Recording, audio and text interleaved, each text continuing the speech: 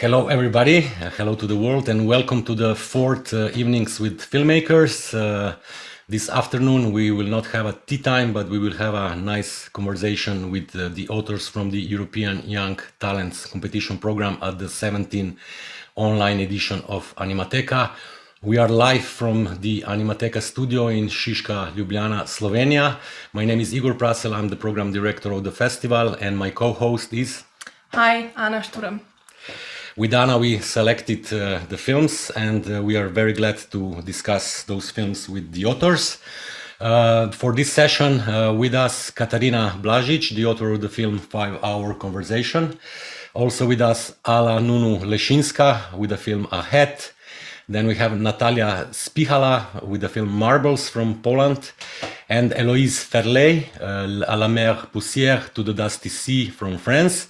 We are still waiting for two gentlemen to join us, Leonid Shmelkov, the author of the film Room with a Sea View, and Ollie Magee, the author of the film Not Winged Horse. They should be with us. I hope they will pop up and join the conversation later. So, let's start this one. We will start with Katarina Blazic, not only because she's representing Slovenia, and we are very happy that we have also Slovenian authors in the competition, but because she was supposed to be in a previous talk with the authors, and she could not, and so she joined us for this one. I will read the biographies of each of you at the beginning. So, for Katarina, the bio is like this. Katarina Blažič completed the art high school and continued her studies in photography and design. She enrolled at the El Sava University School of Design and Engineering, where she studied publishing, projects and editorial design. Her love for animation brought her to School of Arts at the University of Nova Gorica. Currently, she is based in Barcelona. Hello, Katarina. Can you unmute yourself? And is it correct, the biography? Did I say something wrong? Correct. Okay, so first maybe please tell us what are you doing in Barcelona those days? Well, right now I'm working in advertisement agency as an art director, which I go like, it's the type of job that goes changing kind of every day a bit, and the projects and the clients, so it's very fun and nice. And also I get to touch a bit of animation projects, different types, but it's still very nice. And okay, yeah. Your diploma film is co-produced with the University of Nova Gorica and the FAMUL Video Lab, Zvik Studio and Spock. In Slovenia, it's not usual for student films to be co-produced with professionals. So how did this happen in your case? I mean, I feel like first of all, the mentor supported me a lot. And the thing is that my mentors were Kolja Saksida and Timon Leder. And the thing was that I think they saw that the research that I put behind it, and they saw that I really put like a lot of information that maybe would be nice to give. Also, I made the film because I wanted to show the perspective of a blind person's view. And at the end, I feel like was a really interesting theme, and they liked it. And I think that with all the presentations and everything they saw, that it has potential.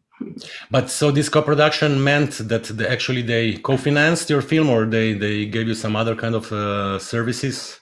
Yeah, I mean, they basically everything that it's about sound design, over voicing in Slovene, all of this was they paid for it, so it was they financed it, so it was very nice.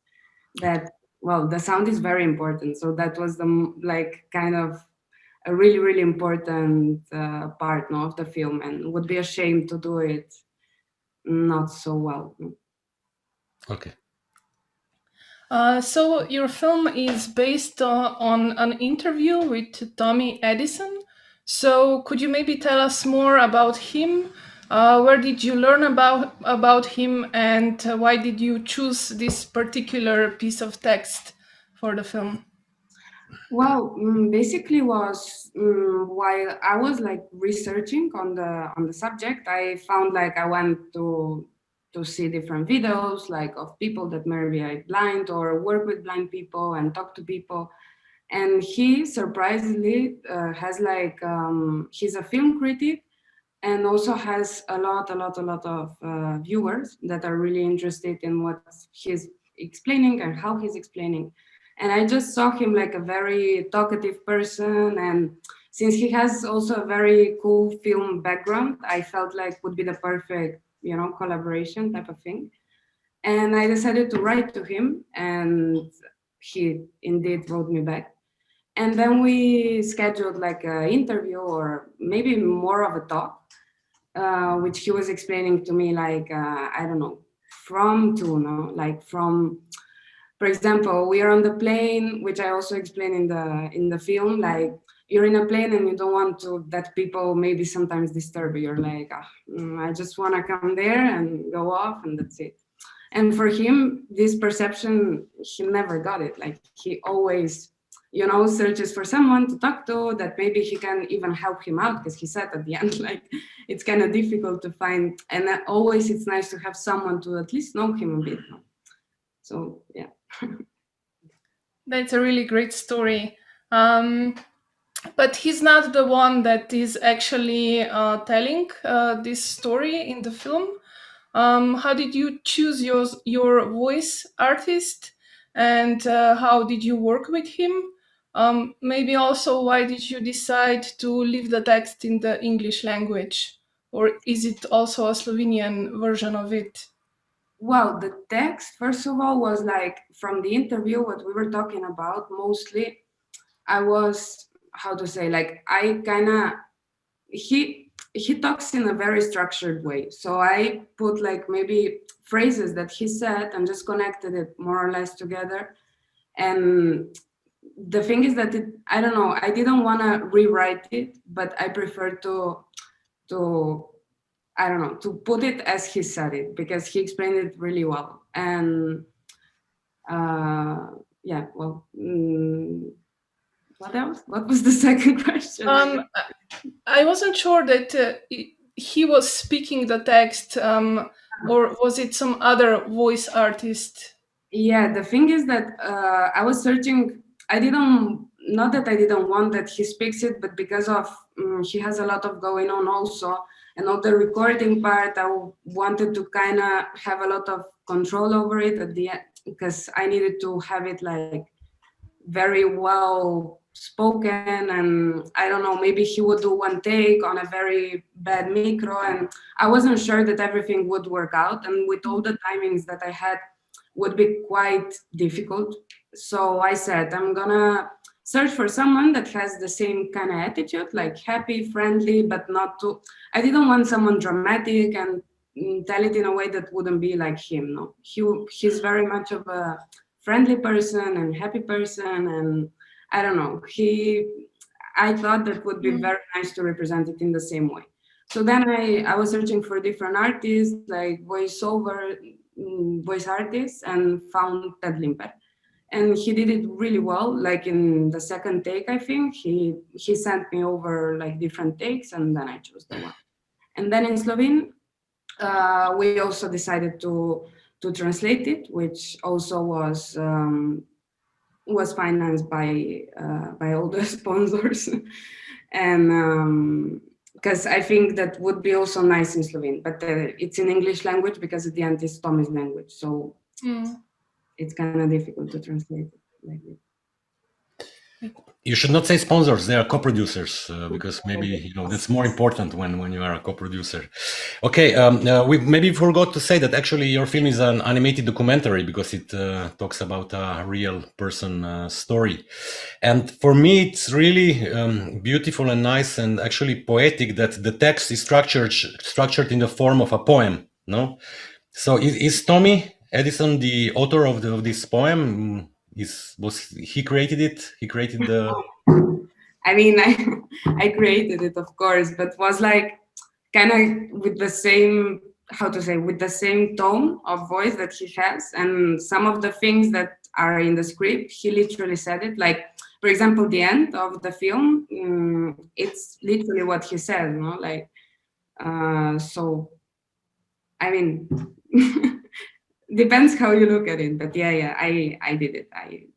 But so actually, he was talking to you, and then you took part of his words and you created this poetic way of the text. Okay. Some parts, like depending on if I liked one part, or I don't know, if I wanted to explain one part that maybe he needed a lot of time to explain, was I shorten it out, I put different words maybe to explain it in a different way. But some of the things are very nice because at the end, like he said it, and I think that was very important also to incorporate that in the, I don't know, in the text.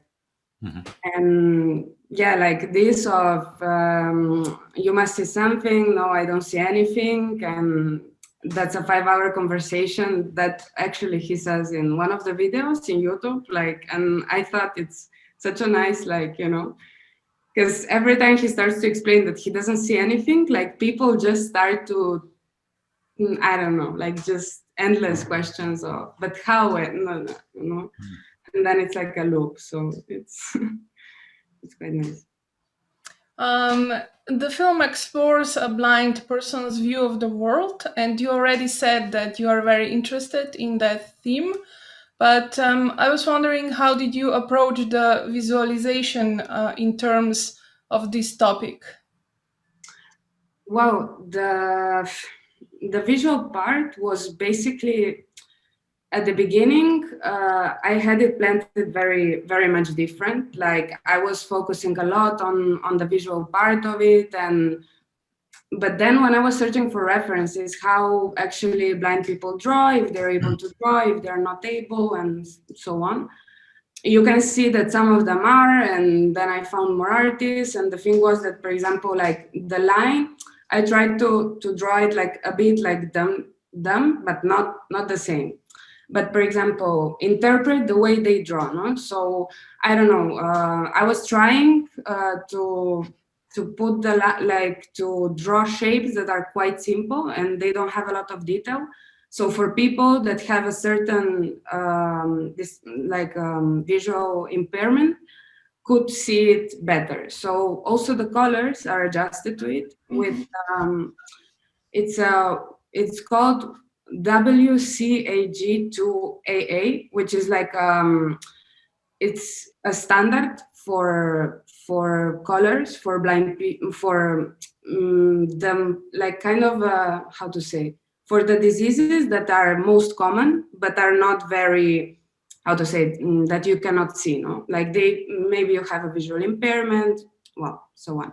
So the colors were also adjusted to people that don't see as clear or have some type of visual disability, that it's very, of course, saying that it's depending which one, no? But this one, it's like a standard that you can find it and you can create all the colors based on it. So depending on the foreground and background, it creates like a nice contrast that a person with a certain disability can see it well.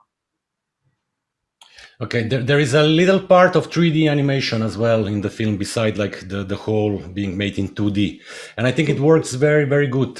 But why you decided not to put a little bit more of these 3D effects? I put like the 3D effect, I try to put it when I'm talking about something very tangible. So in the most of the animation, I'm talking about tangible things, but not until this point.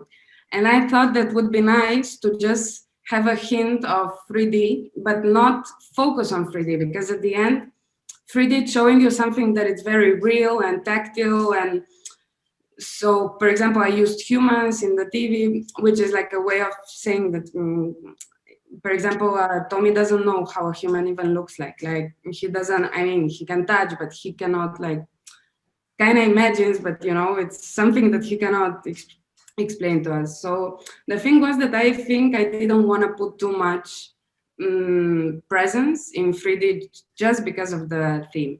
I think it's very nice in some parts to use it when I'm describing something very tactical, but I don't want to use it like just all over the place when maybe it's not necessary. I don't know. Okay, can we check if Leonid and Ollie joined us in the no, not yet. So Katarina, you managed to or actually better to say have Tommy Edison saw the film, and what was his reaction?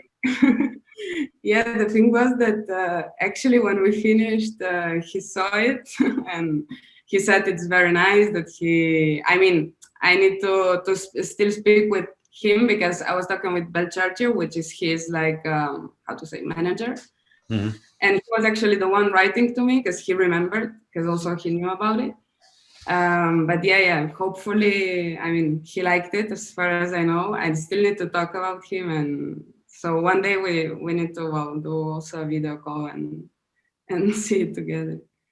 Okay, maybe just last question. Like working in an advertising agency probably doesn't give you enough time to develop your own ideas, but do you think one day you will return to animation with a personal film, maybe? Yeah, I mean, definitely, like, I mean, maybe I don't have a lot of time, but still, maybe it's not that condensed, but I can transplant it. So the thing is that the 3D artist that made, that did the small scenes in my diploma, it's my brother actually, and we were starting to work because he works in 3D animation, and we were actually starting to maybe work together. We're seeing some projects that maybe can interest both of us, and let's see how we can combine it. Okay, great to hear that you are still in the mood, like that you are thinking about finding a good story to animate maybe in the future, no?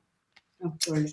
Yeah, thank you, Katarina. Thank you. So Leonid, probably he will not come. Héloïse is checking her, doing her. Are you shooting a film, Héloïse, or in the meantime?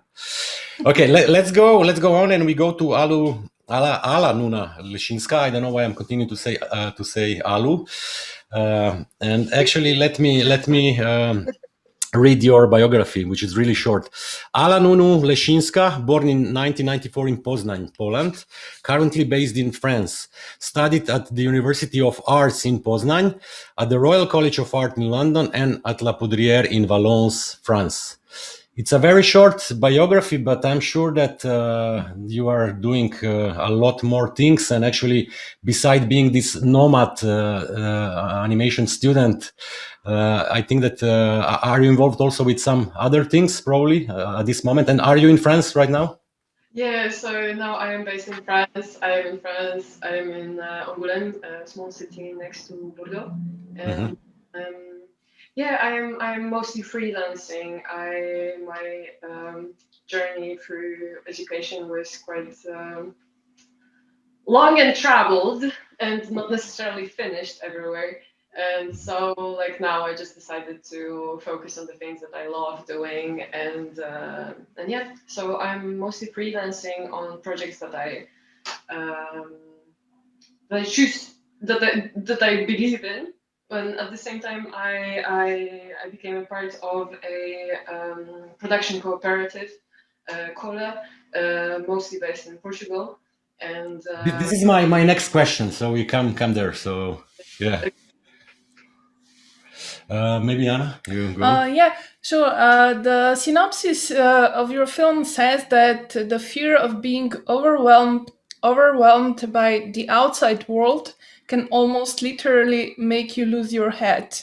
And I was wondering if there were some personal experiences that inspired your film.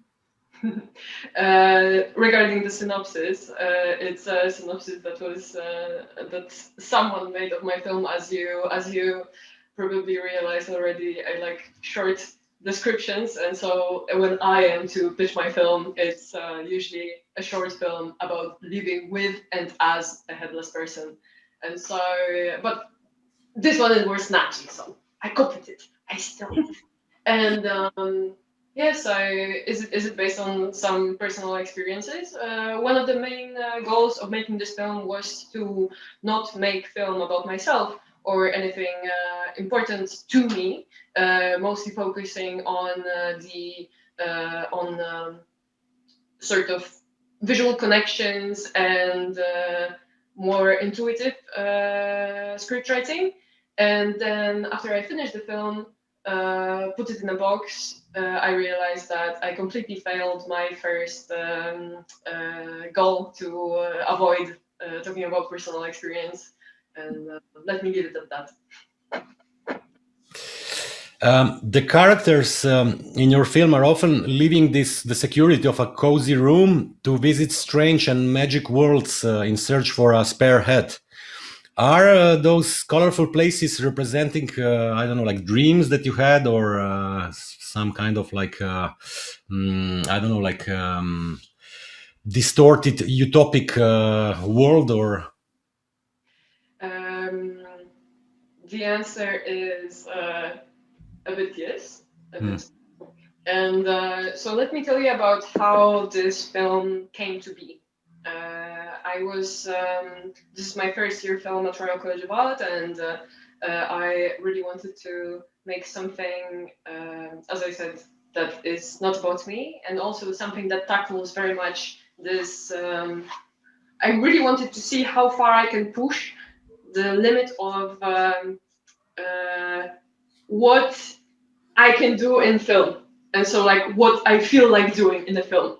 And so it turns out that I cannot make a random vertical shot in a film and make it work without the context. But I can make the colors, the color palette change from every shot to another and still make a coherent story.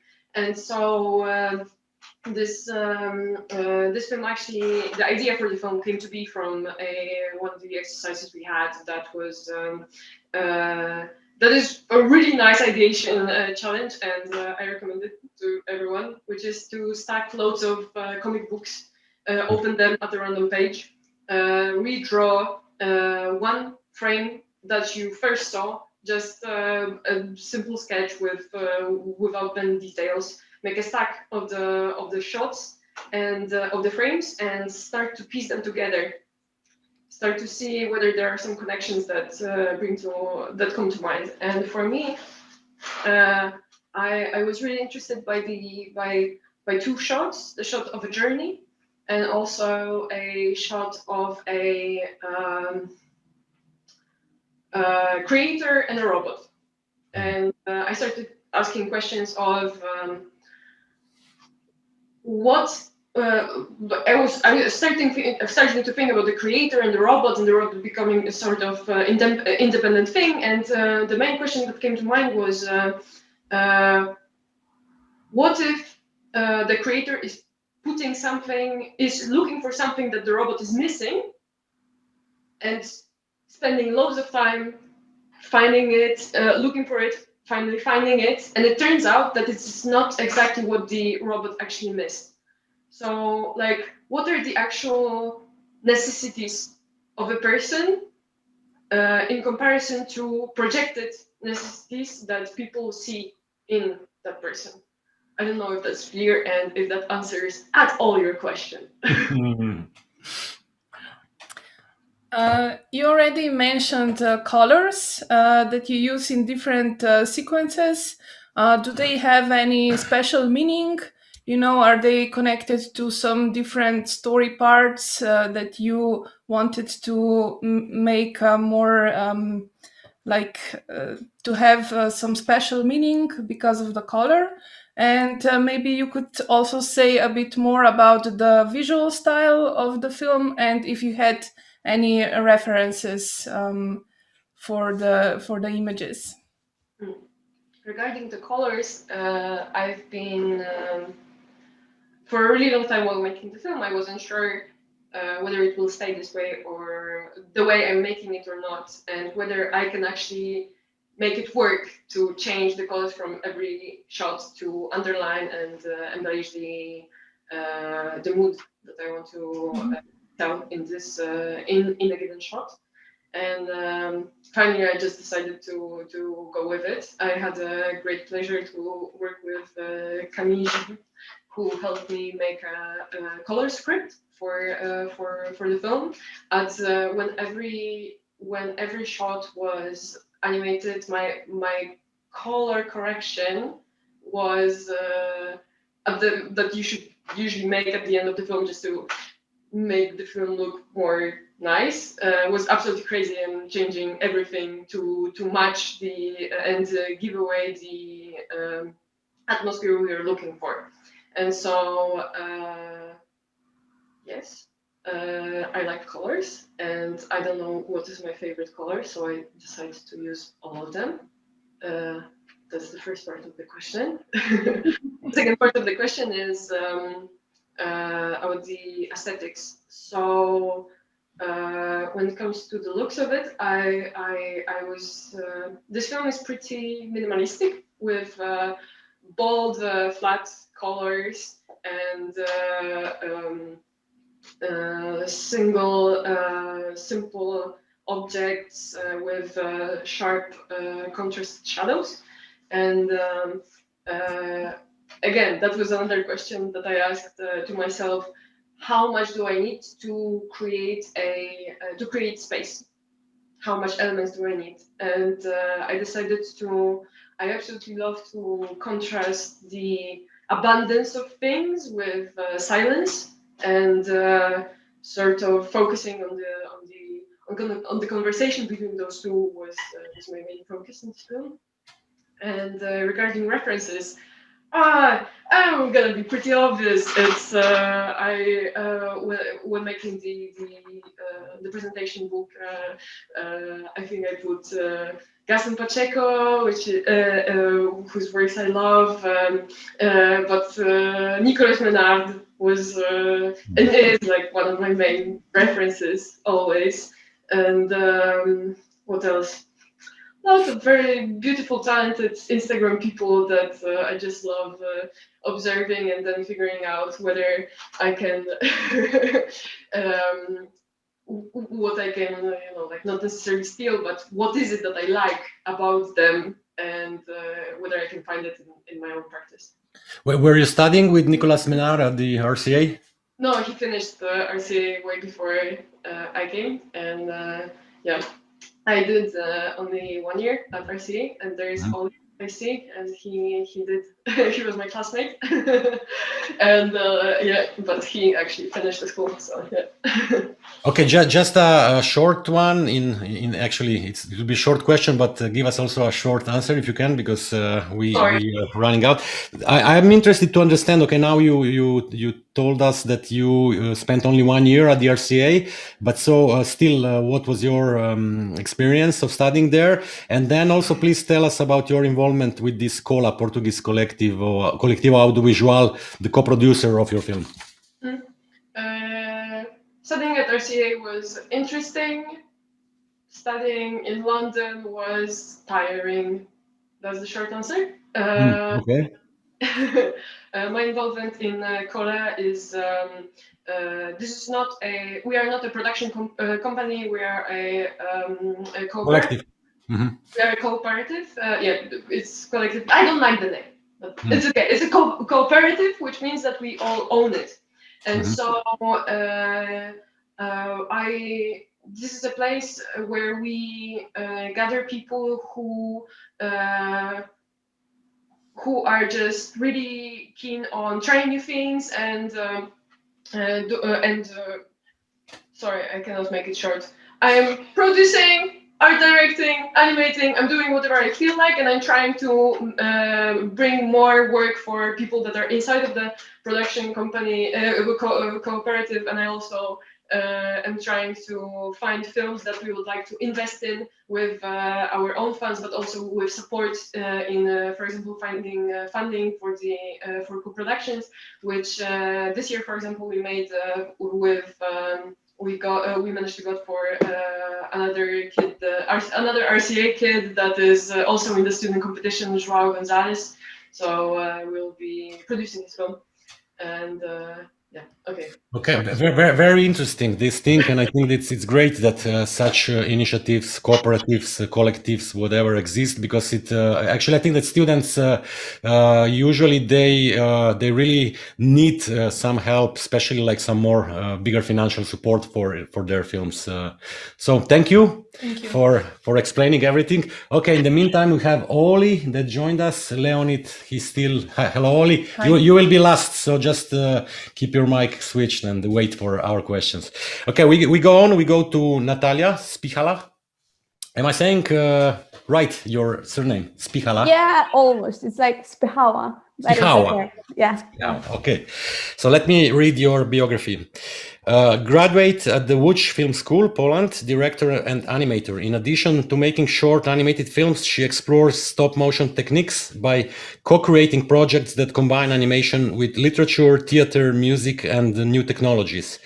Currently, she's working with Fabryka Animacji, a studio in Łódź that provides her with the space to work and organize animation workshops as well as art events for children, teenagers, and adults. Correct? Super. Yeah, that's me. Well, for me, your film was one of the most fascinating ones. For me as well. Thank you. It's very nice to hear that. It's a stop-motion animation made with threads on a Vaseline-coated glass plate. So, for the beginning, could you tell us a little bit why did you choose to use this technique, and how was the process of work like? That project stems from some tests I did back when I was at the third year at my studies, and I wanted to make a very short animation with threads animated on water, because I was looking for some kind of visual metaphor of like connection, that everything, is connected. It was a simple one. Then I came back to it because I didn't have any idea for my diploma film. So I just looked through my like old ideas, to see what was there. And actually I developed this concept with it. So and I've tried different medium, like like glue or something like that, but it turned out that Vaseline is the best one, because it allowed me to it's sticky, but still you can animate it very well, so it's perfect. Did you know of any other films that were made that way before? With threads, of course, but with threads and Vaseline, I'm not sure, because maybe someone has already done it. It doesn't matter really, but maybe, I don't know. I consider it like searching for a form. So maybe someone someday just used it, but it's kind of a experimental category. So I don't know. Yeah, as you said, in your film, everything is connected. It works like this really intricate mechanism. How did you put it all together? Was there a lot of planning involved? In a certain point, yeah. At a certain point, yeah, it was a lot of planning, but because of the technique and that I choose to combine stop motion with digital animation. So basically I animated parts, so like segments, loops of movements, and then I put it together in a post-production process. So I had a lot of freedom in composing those elements, but I had a clear idea in mind of places or time that I want to present, like, for example, now we are in the kitchen, so and then we are moving to the staircase, you know what I mean? Yeah, I think it's that's Even if your film is, we could call it experimental or non-narrative, maybe, but the dramaturgy and rhythm are very well paced. And usually with experimental films, authors work intuitively, but I think that you have everything well prepared in advance. Is this correct? Actually, from the point that I stopped like testing things, so because I started with some ideas and then I made some tests and I built upon what I've achieved. And then I had this idea of like a framework, like I want my film to be to happen during the day. So from the beginning of the day till the end of the day. So yeah, the structure was planned before I like started animating, but actually the structure stemmed from the test I've made. So yes, but as I said before, I let myself like freely combine different elements during the process. So for example, sometimes I came back to some segments to work on them more and then move on to the structure. So but okay. It was like I know what you mean about this intuitive work, and it's fun during like tests, but then you need to have the structure in your mind in order to be able to finish your film within some time, not like working for like 10 years or something. Actually, your commentors as for all the students at the Wood School are Piotr Dumava and Piotr Milcharek, the author. He made Rain, the beautiful Rain.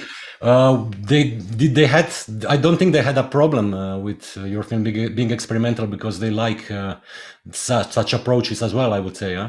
Yeah, they are very supportive, and what I like about working with them, it was my third film with them, I guess. Third, was that they are very open to different kinds of films, and they have very nice and very interesting notes about different films. So they are not, into some particular, I don't know, like style or whatever. So they were very supportive, and when I showed them my first test, they just told me like, let's do it. Just do it. And I was like, okay, you like it? I'm happy you like it, because I like it too. So, that was great. Yeah. So talking about great Polish authors, somehow for me, especially because of the traveling, that your film has, it reminds me also of Daniel Szczechura and Jerzy Kucha. Somehow, I don't know. So are those two great important authors for you also being a reference? And do you like their way of making films? It's not like a direct reference, but my first fascination was based on like this Polish animation school. Let's say if something like that happened, it was because in Poland we have like a long history and tradition of animation.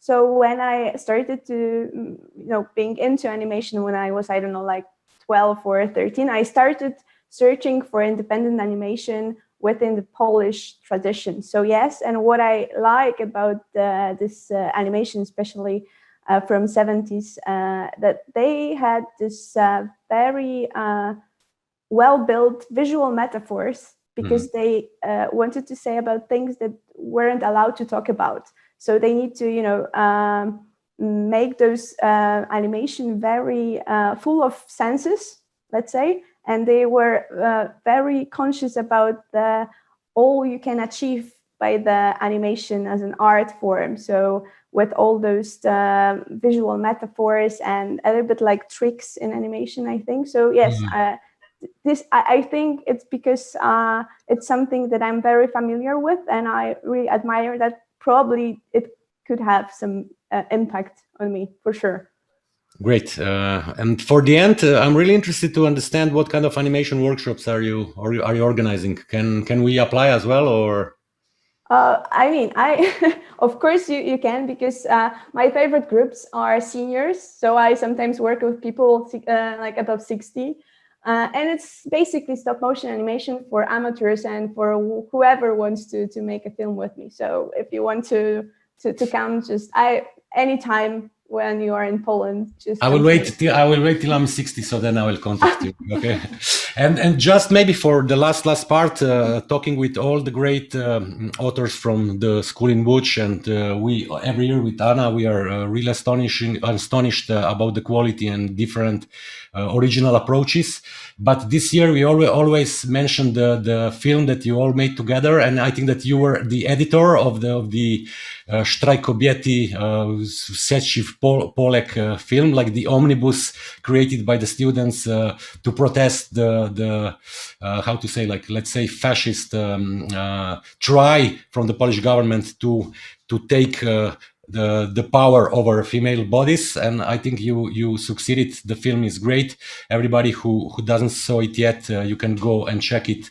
It was shown in the opening program of the 17th Animateka online edition. So thank you for that as well, and stay strong, stay original like you are, and that's our strength. Yeah. We are waiting for your professional films for sure. Thank you very much.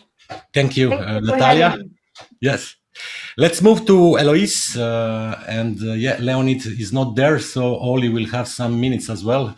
Just hope, Ollie, that Leonid is not showing up, because then we will be there for until 7 o'clock. I hope you have time as well. Okay, so we go to Héloïse, to the dusty sea, à la mer poussière. Elise Ferle graduated from the Parisian school ANSAT. The making of Geolier was her first hair-raising adventure in stop-motion animation, and Yola in animated paint. Just as much messed it up, she says in her biography. Now she cut her long hair off, but in great company, she just finished her last film, To the Dusty Sea. It's a funny bio that you wrote yourself, and I like it very much. When okay, thank you. Yeah. You see, it's getting more and more experimental. Well, your haircut is nice as well. That's thank to you. say. Okay, I think Anna will start with. So To the Dusty Sea is a story about a brother and a sister and their absent mother. Do you have some personal relations to the story, or is it completely made up? It came from the personal experience of a friend. Mm-hmm. And he told me this, and I made the story. Okay. You used kids for the voices of Malo and Zoe. Was working with kids challenging for you or not? It was awesome. But I think it's even easier than with adults, because they don't have so much stuff in their brains. They are not self-conscious, and they like to play. So we made it a game. It was a really game, and it worked. So could you maybe tell us a bit more about how you did it? Yes, of course. Well, I did 1 year of Erasmus in the FAMU in Prague. Mm-hmm. And when I was in this school, I learned a lot about directing actors, which I wouldn't have learned in an animation school that I was doing in Paris. And there it was mainly like American teachers that would use the approach of internal acting. Like you try to make the actor or the actress feel what you want them, the character to feel. It's very immersive, like Stanislavski or. Mm-hmm. And this is how I worked, mainly with the kids. And I was putting them in the position, like, when they are stealing food from the plates of each other, I've put like little sweets inside, and it worked amazingly good. Like they were playing the game really, like, truly. And I also make them repeat, and I also try to put in their brains the intention. And I use, like, for example, I was putting the little girl on a chair so that she would be higher than the mother, and to create power relationships in between my characters. Mm-hmm. And it was a very long day. But at FAMU you studied film directing, not animation? Yeah, actually it was just one Erasmus, and I was in the FAMU International Erasmus course, so it was with everyone, and it was mainly film directing. I went into animation course, but it was like 2 hours a week. It didn't focus at all, and it was actually one of a really good experience, because I learned how to direct without thinking about the technique. Well, whereas in animation school, you're more like technique, and then you kind of forget a bit about how you make a film. I also really like the sets. It seems that they are all made from mostly natural materials. Is there any special reason behind that? For some kind of a special feeling, or?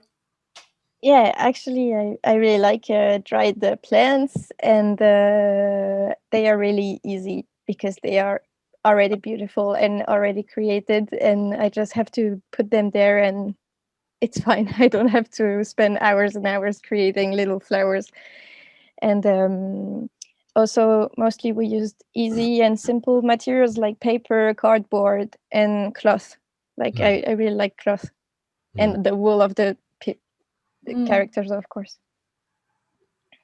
I have a technical question. Still, we should stay a little bit close to the technique, and it's. I think that you have made the eyes, the eyebrow, the tears, and the mouth. You made them digitally, right? No. No, really? Yes. No digital intervention at all. No, not at all. Actually, I can show you because my new film is the same technique, and so you see, they exist in real. But you know what it got me? Because like, especially with the eyebrow movement or the mouth movement, it was so strange. And actually the especially eyebrow, it looked completely like it's made digitally. So actually achieved something very important, because it's very important, as you know, for stop motion puppet animation, especially the eyes and the look of the character, of the puppet.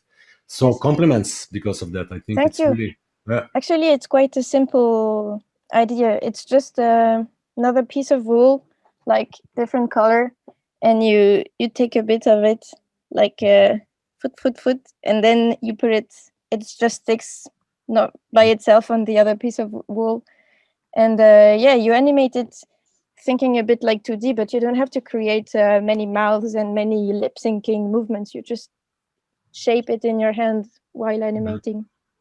Because this is also a question, like with lip sync, if you will have like a silicone puppet, then you have like 20-30 different ways of moving the lips. But in your case, no, it seems it works, but it doesn't, because like they are not moving them properly. They don't have teeth as well. So it was no. No, it's true. It made it a bit an interesting thing, but actually I like it, and I think I will try to go deeper if I have the occasion to make a film where they have to like open their mouths, cry, get some water. I don't know, because there it's or stick their tongues out. I don't know, but I'm not missing these details. Okay.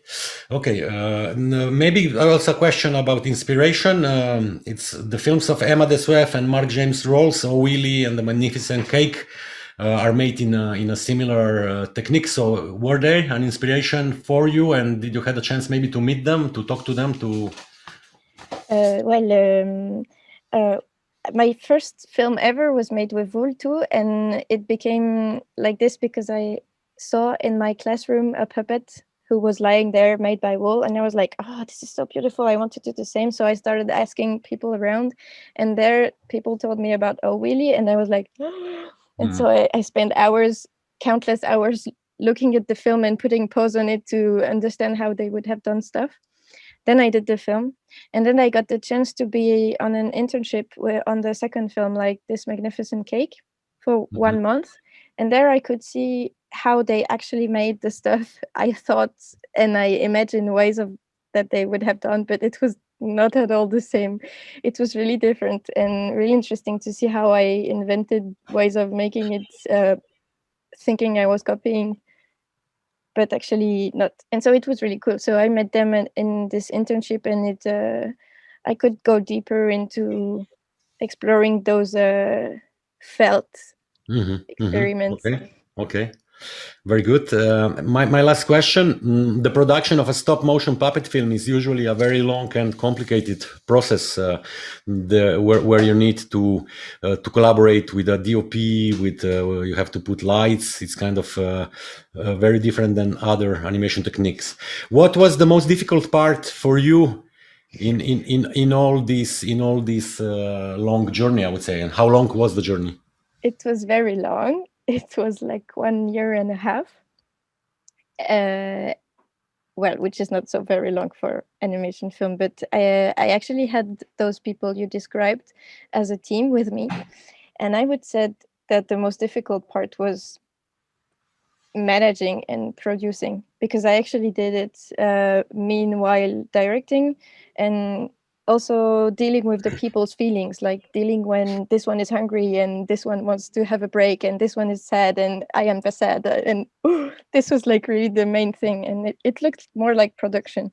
Otherwise, technically, it was always very, very interesting to like discover lightning, for example, which I never tried. And now, you know, I'm really more skilled than when I started this film, because I had to learn everything. Actually, in the end credits, it's incredible. You were only 2 animators for the whole.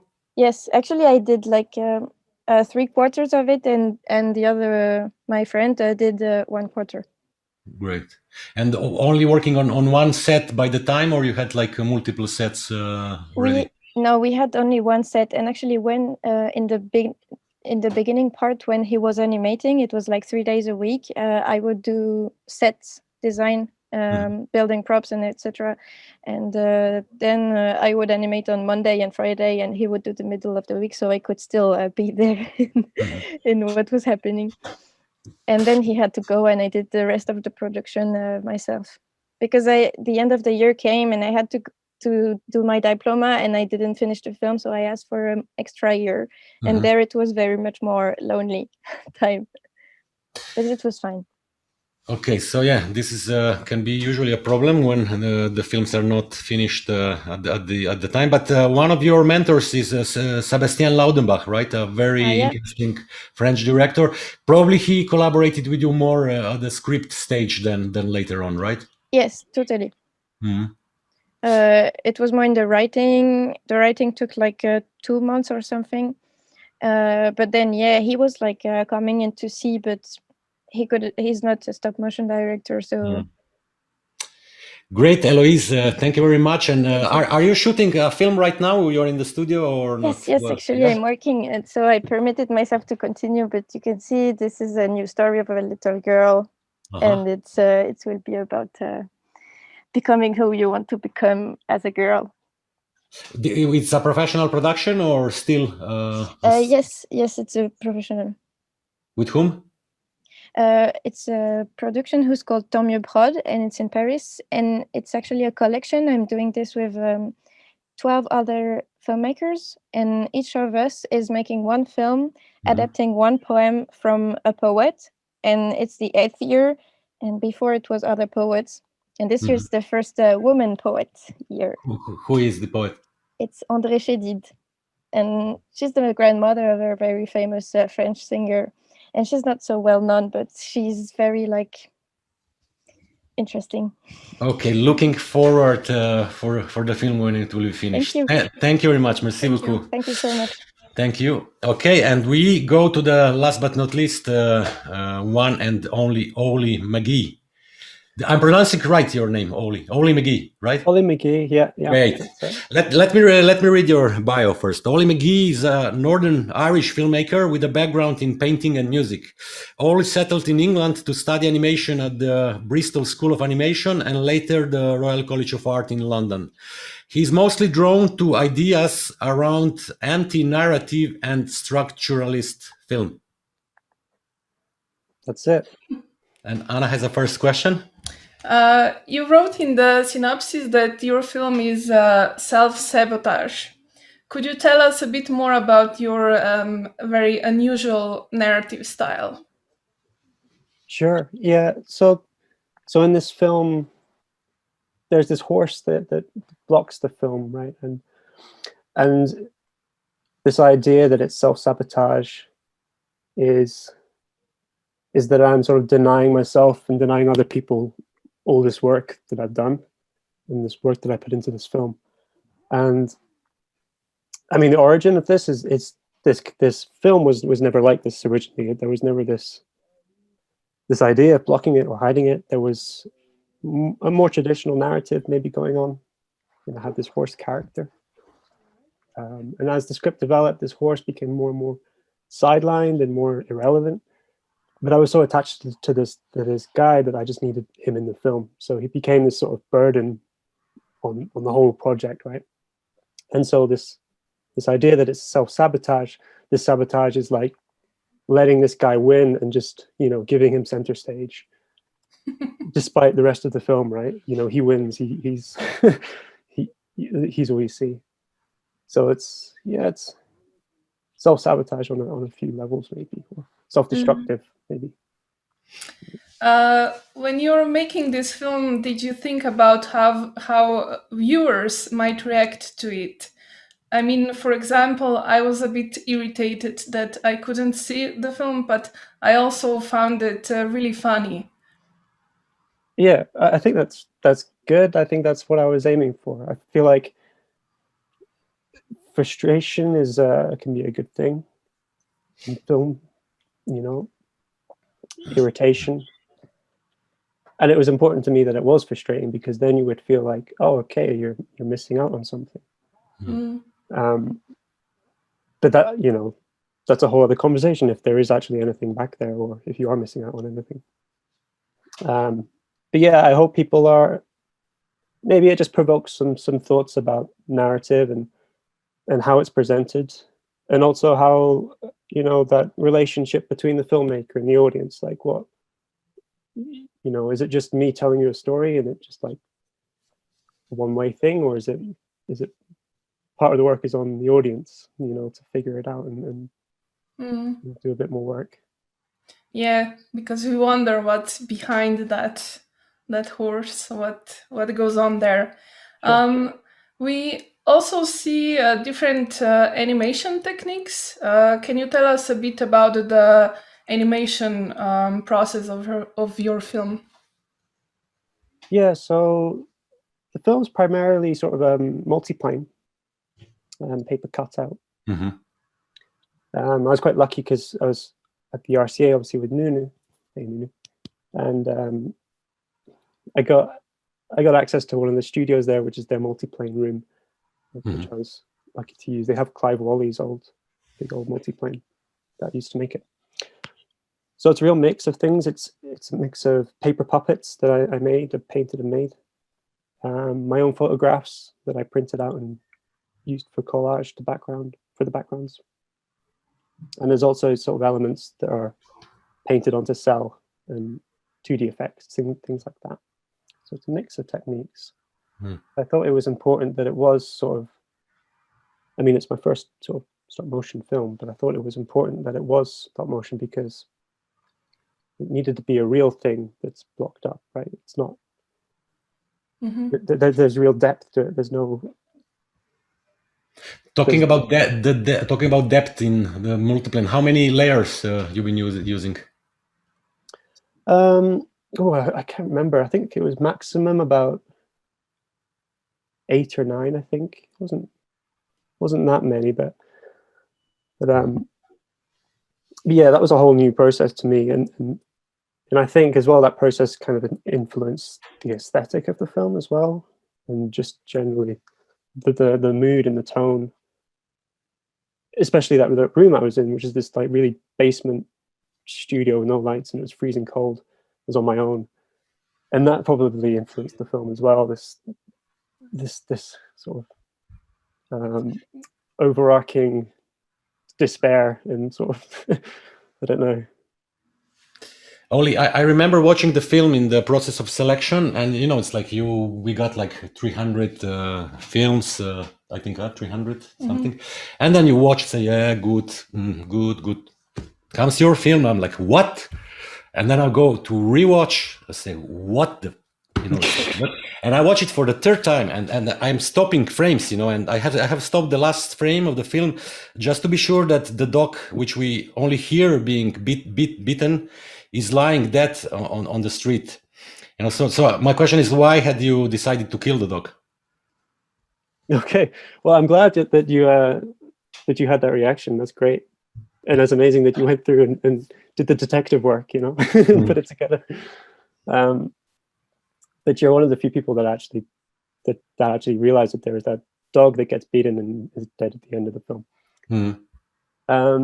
That was part of it. This original narrative was actually influenced by something I witnessed. In reality, it was a kitchen porter who was beating a dog with his broom, and it was a really traumatic thing to witness. And then there's this very vivid memory of that. And for some reason, these images that I had, these photographs and these characters that I painted, a lot of these characters are based on friends and people I know. And for some reason, as I was making this film and creating these characters, that image of the situation of this kitchen porter sort of killing a dog came back to me, and it felt appropriate for this setting and these people to play out that little narrative. Okay, very, very interesting. So actually, it's a real life experience that you had inside you, and then you decided you have to put it out, and you used animation to do it in a way. You there? Yes. Yeah. Sorry. Yeah. Sorry, the connection broke, but I think I heard. Yeah. Can you hear me? Okay. Yeah, we hear you. Good. But actually, you understood my question. So it's actually it's using animation in a way as a self-therapeutical tool to get rid of some pain totally, or. Yeah, I think the film is really self-reflective. I think as well. I think it's this crisis point almost as a filmmaker, where I don't know what to do with this narrative, and I sort of, in the end, I just throw it out the window. So a lot of it is self-reflective, looking at myself as a filmmaker as well. What am I doing? What am I trying to tell here? Could you tell us more about your interest in the anti-narrative and structuralist film? And is there a particular director or film that you have as a reference point for you, for in general, not for this film? I mean, regarding those terms, not specifically. It was mostly from the RCA and a lot of the research I did there, reading into things like Guy Debord, the structuralists, the Cobra movement as well, people like Asger Jorn, Carol Apple. A lot of those people have similar philosophies, maybe, of destructive creative tendencies, maybe. But as well, thinking about anti-narrative, I always consider it's more, maybe anti-narrative is the wrong word, it's more subversive or sort of intentionally difficult narrative filmmaking, trying to turn it on its head in a way. And I think that for me is really interesting about how we understand narrative and how it's told, how it's presented to us, and what we make of it. But there was a lot of influences on this film, especially animators, people like Ron Rake, who else was there? Paul Vester, a bunch of people. Yeah, like I said, it's all this weird amalgamation of influences in my own experience. It's this very odd film. Okay, for the end, I have a question that probably should interest everybody else, especially students. Your film is distributed by by dear friend Vanja Andrijević from Bonobo studio based in Zagreb. So I think it's very important nowadays to have a distributor for a film with this huge amount of films, and usually distributor can help and spare a lot of time to the director. But how important is it to have a distributor those days? And have you found Vanja, or the way around, she found you? Vanya's been amazing. Yeah, she's terrific. And I think I decided to get a distributor a few months into the sort of marketing of my film, because it's this whole other level of stress of having to deal with all these submissions, this whole side of making a film that, you know, with how the world is at the moment, I was like, I can't take this on as well. So it was partly that, part of like having someone else to sort of share that burden. And it's a huge advantage, I think, you know, having that distributor as well puts it out to so many more festivals than I even realized existed.